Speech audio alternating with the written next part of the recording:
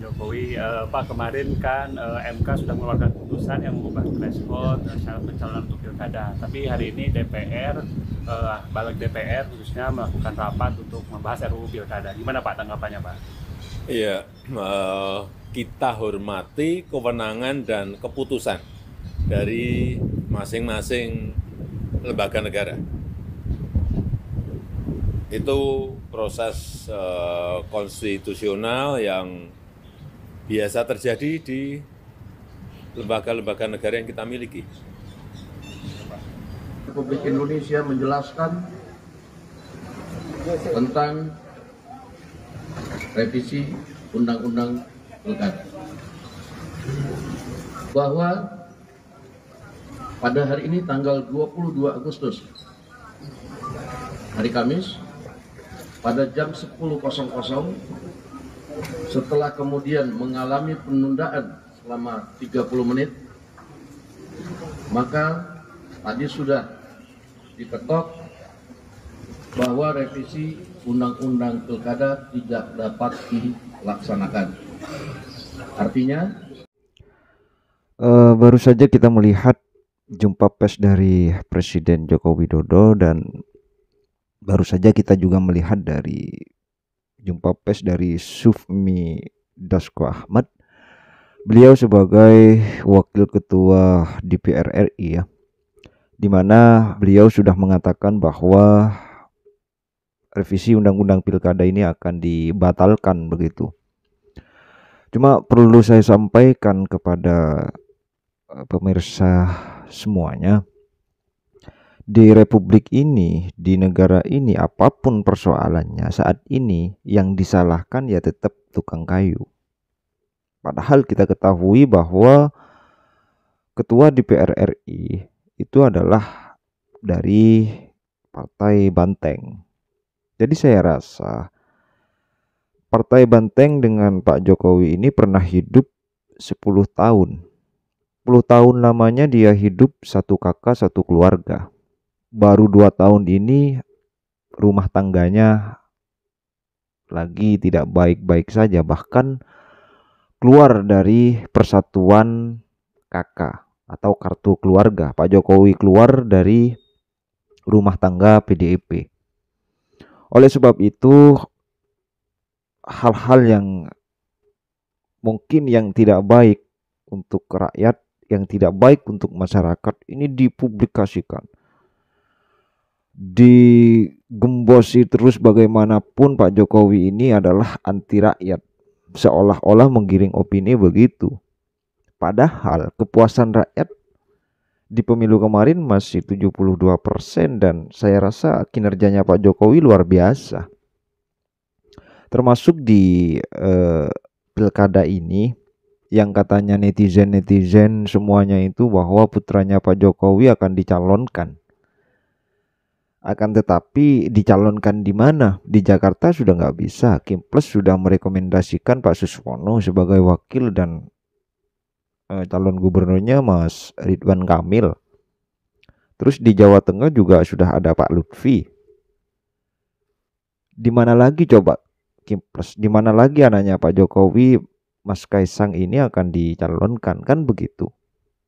Saya rasa opini untuk Pak Jokowi akan memasang anaknya di pilkada ini, tolong itu harus dihindarkan gitu.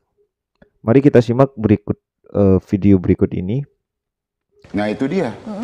Kita sendiri juga heran juga kenapa tiba-tiba nggak korum.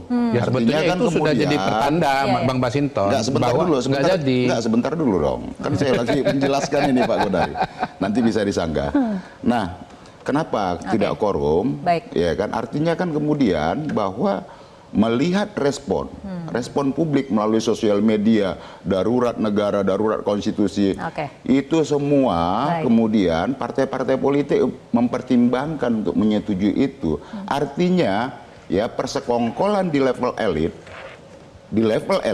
ditentang secara keras oleh rakyat yang kemudian kemarin di berbagai kota, bukan hanya di Jakarta, ya mahasiswa, akademisi, masyarakat sipil, buruh dan lain-lain menentang ya persekongkolan di level elit yang itu ingin membungkam demokrasi dan membungkam. Oke, Bang Masinton. Mas Kodari, dari sudut pandang Anda seperti apa? Ya, pertama begini, hari ini sudah ada deklarasi, bahkan bukan deklarasi ya, sudah ditetapkan oleh Partai Gerindra bahwa pasangan calon di Jawa Tengah itu adalah Lutfi dan Taji Yassin untuk Pilgub.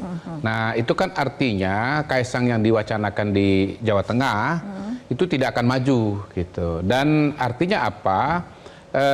Tidak ada revisi undang-undang pilkada, artinya menggunakan keputusan dari Mahkamah Konstitusi. Anda berkeyakinan seperti itu? Itu. Saya kan gini, cara membaca kita ini kan banyak. Sebetulnya paling confirm kalau misalnya nanti ada pertemuan antara KPU ya dengan DPR ya, apalagi kalau PKPU-nya udah keluar tuh, menurut saya itu jadi indikator utama. Tapi kita kan bisa membaca dari beberapa tondo-tondo kan. Nah, menurut saya itu salah satu tondo yang keras. Itu yang udah jelas.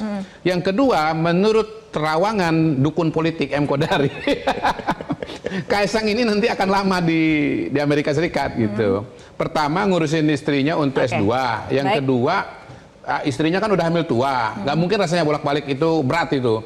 Dan memang dia sendiri sudah pernah mengatakan bahwa dia mau menemani istrinya S2. Jadi saya ngeliat Mas Kaisang ini sebetulnya punya beberapa pilihan, ada beberapa kemungkinan, dan pada hari ini saya melihat Mas Kaisang ini sebetulnya bucin ya. Jadi dia akan. Tapi menurut Anda artinya pasca revisi undang-undang pilkada ini dibatalkan seperti itu, apakah akan ada yang berubah sikap di dalam koalisi Kim Plus ini?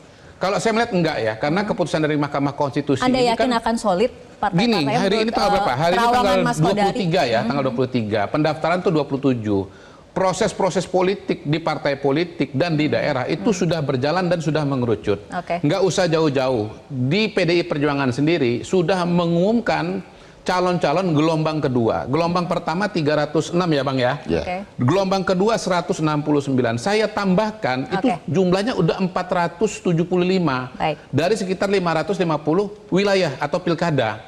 Artinya sudah 85-86%. Nah, proses-proses yang sudah terjadi, terbentuk, ini membutuhkan waktu. Dan itu tidak mudah untuk dibongkar-bongkar lagi. Baru saja kita melihat dari percakapan Masinton dan Mr. Q bahwasanya PDIP itu masih berpegangan bahwa ini ada cawi-cawinya Pak Jokowi gitu. Dan alhamdulillah DPR membatalkan revisi undang-undang itu. Kalau tidak ini Pak Jokowi lagi nih disalahkan. Dan di masa demonstran itu bukan hanya menolak revisi undang-undang ini ya kan, tetapi masih banyak yang diselipkan harus turunkan Jokowi, Jokowi harus mundur dan sebagainya. Hal ini kan keluar dari konteks pendemonstran itu. Kalau memang nggak suka Jokowi ya terang-terangan lah, nggak usah ada udang di balik batu, gitu. Dan jangan hanya kinerjanya Pak Jokowi selama 10 tahun ini akan dihilangkan hanya gara-gara revisi undang-undang yang tidak jelas ini dari siapa, diketok palu atau tidak. Yang salah ya tetap Pak Jokowi. Saya juga bingungnya di situ.